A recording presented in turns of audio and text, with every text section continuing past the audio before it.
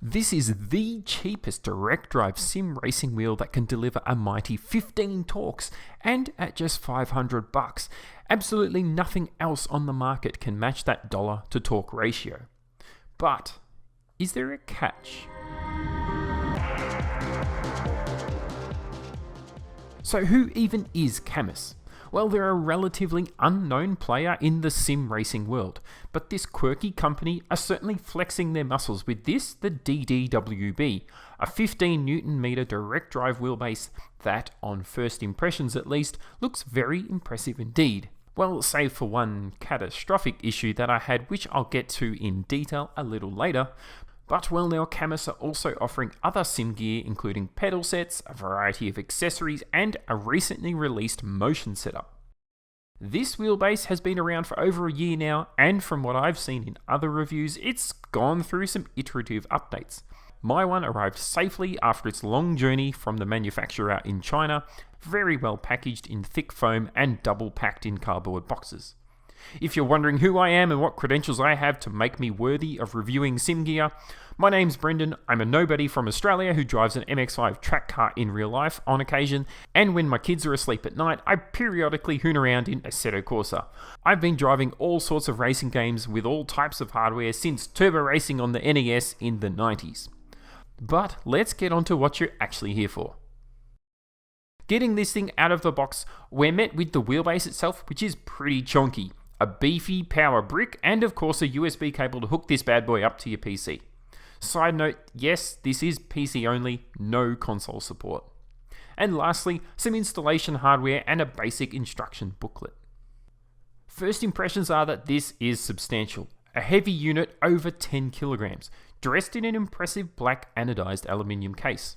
However, the obviously aesthetically unpleasant Cammus branding on the sides is a downer, but the upside of the sides of the unit is the T-slot rails that may be used for mounting this thing if that floats your boat. At the bum end of the wheelbase is where, well, everything plugs in obviously, and as well as a QR code to bind this wheelbase to your phone. I had some small issues pairing it, took me a good 5 minutes of fumbling before I got it to work. But to be fair to Cammus, my phone is a bargain bin hand-me-down from 5 years ago, and it's been dropped more times than I'd like to admit.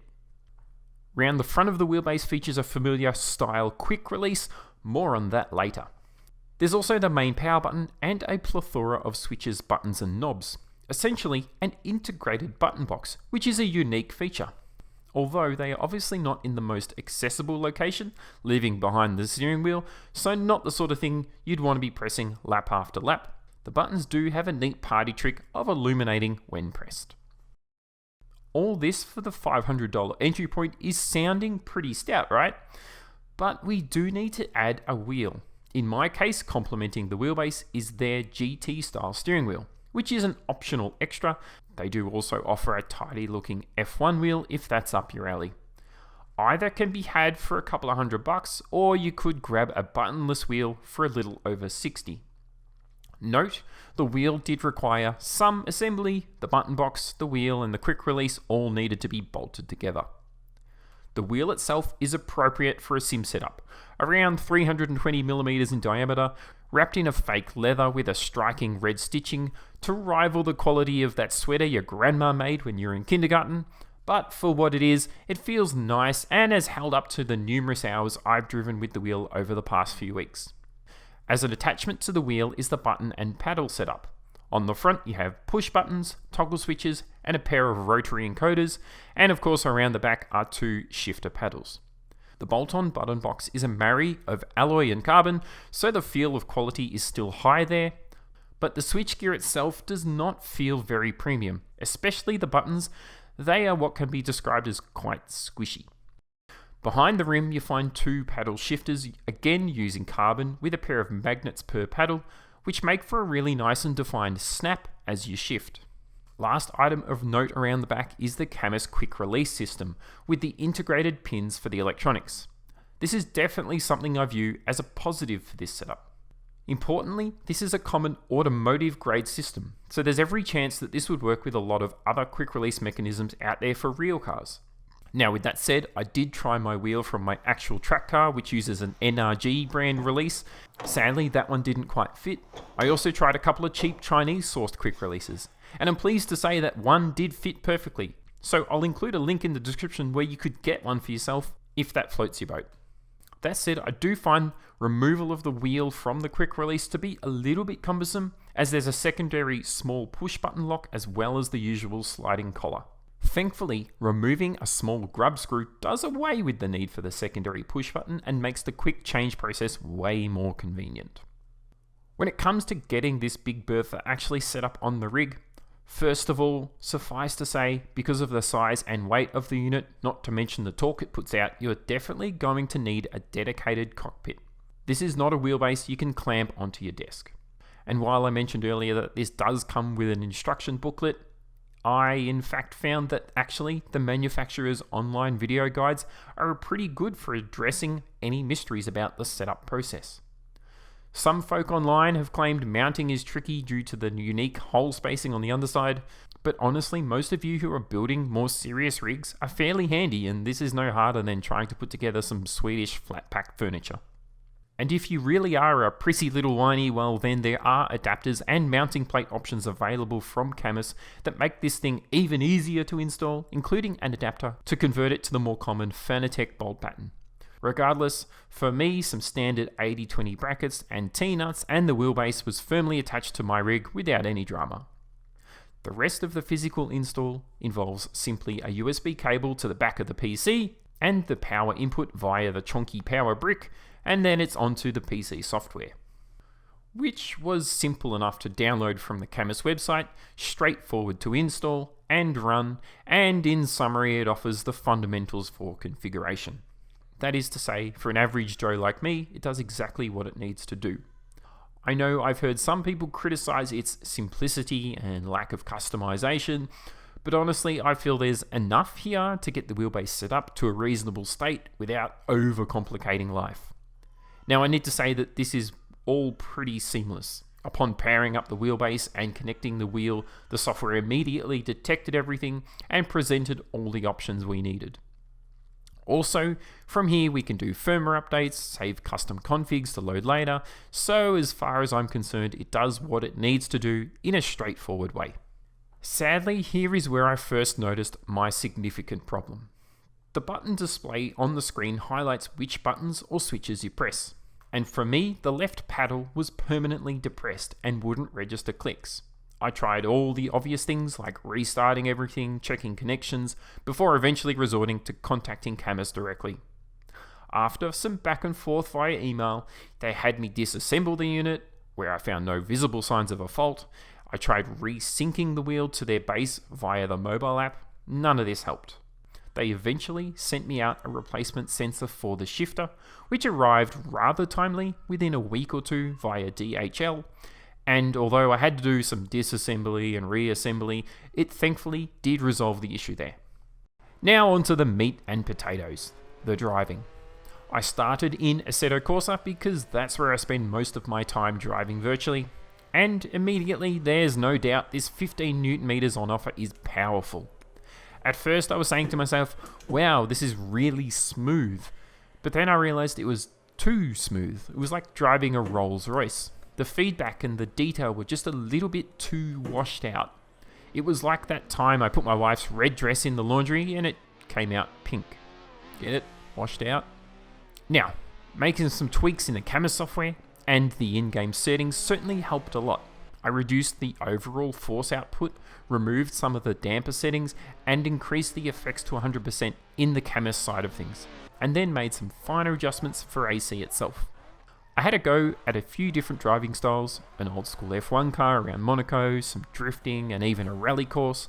In all cases, the experience was overall pretty positive, and after I'd made those initial adjustments to the settings, it was a much better experience than what I was first met with out of the box. The F1 car was slidey and struggled under braking, but you could feel when the fronts locked up. The drift cars could hold steady slides and transitioned, but I do think in hindsight for those cars I should have increased the lock-to-lock ratio a bit. And then when it came to the rally car, well, other than realizing I was terrible at it, particularly without a co-driver, This was probably where I felt a lack of detail hurt me the most. I couldn't quite get a good feel for the grip on the dirt. I wanted to see if this was similar with other games, so I moved on to Dirt 3. This at first needed a tweak to the dead zone in the game settings to get the steering ratio right, and then it drove okay, but still I was driving a rally car on gravel, but it felt more like I was driving a Mercedes S-Class on a German autobahn. Now suffice to say, I mostly just did Ken Block style Gymkhana-esque thrashing around in one of the open maps. The game was still great fun, driving a car over different surfaces and in between obstacles. You could get it sliding and the feedback was strong and accurate. And then lastly, I tried Assetto Corsa Competizione. First of all, immediately, the feedback was precise, and down the straights, the general feel of the wheel was, well, I'd describe it as powerful. It was my favourite experience to jump in and go of all the driving I'd done thus far with the wheel. Still, there was that same slight lack of detail once I was comfortable with the car and got into a groove. So when I started to push the car through a lap, I'd be hitting curbs or leaning on the tyres through a long corner, and in the back of my mind, I was finding I had a lack of fidelity in my feel for the car. I have to say, it did remind me of why I really enjoy ACC and just generally driving GT cars. They're such a thrilling driving experience.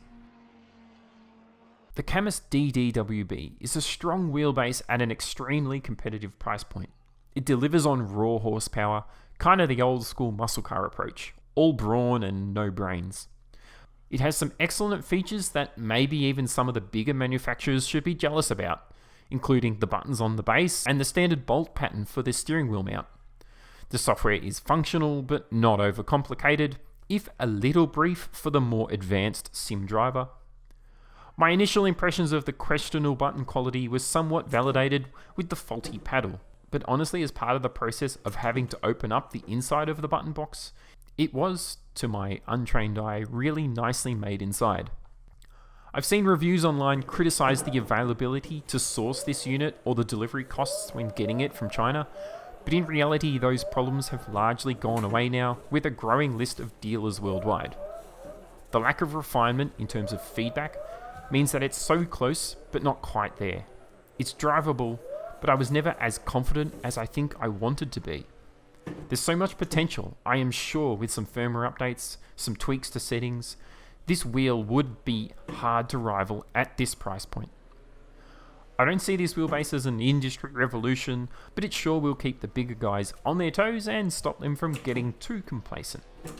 Martin Brundle mentioned in a recent F1 race about how drivers use their feel for the car, not their eyes, to control the vehicle when on the edge, particularly in wet conditions. I felt like that slight lack of detail with this Cammus DDWB left me forced to use my eyes more than I otherwise would because the feel isn't quite there. In other words, this wheelbase helps you become a Latifi level driver, but not a Verstappen. The Cammus DDWB, impressive specs, a beefy wheelbase, commendable feature set, just a slightly mixed bag of quality and feel. But the price is competitive. I hope you enjoyed this video, and if you'd like to see more, you know what to do. Thanks for watching, we'll see you next time. Ready? Let's drive. Wait, get back this way. Do you want to drive on the road, or you want to just do burnouts?